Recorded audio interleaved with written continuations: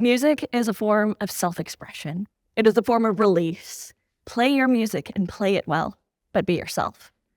These are the words of Rye Daisies, a transgender woman and musician.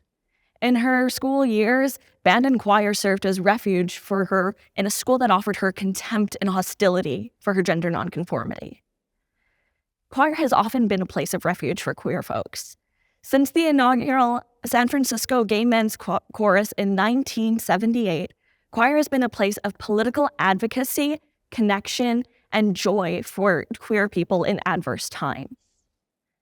In current rehearsal spaces, transgender, two-spirit, and non-binary people report higher rates of hostility than their cisgender peers. Outside of the rehearsal space, transgender, two-spirit, and non-binary Canadians are 5 times more likely than cisgender Canadians to experience violence and poor mental health outcomes. Research in community choirs shows that participating in your local choir can promote health equity and feelings of connectedness. So, how do we address this gap in hospitality? Previous research has not narrowed in on choirs and has ignored adult music making. It is also largely deficit-based, reporting what's wrong instead of what we can do right. This is where my research comes in. I'm working with 2 local 2S LGBTQ choirs to develop a series of recommendations to develop affirming practices for their transgender choristers.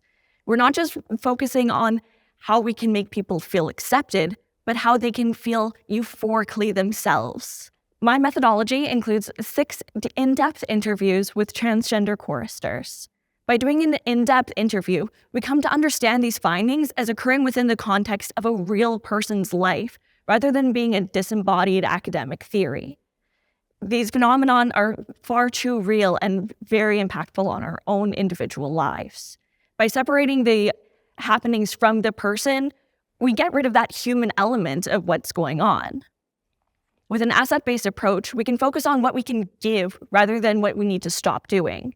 There's potential to do good, and yet we don't take it. What are the next steps to actually doing good? My hope is that my research will develop transformational music groups, just like the San Francisco Gay Men's Chorus and all they did for gay liberation. To play your music and play it well while being your whole trans self is not just an act of creation or connection, but of justice. Thank you.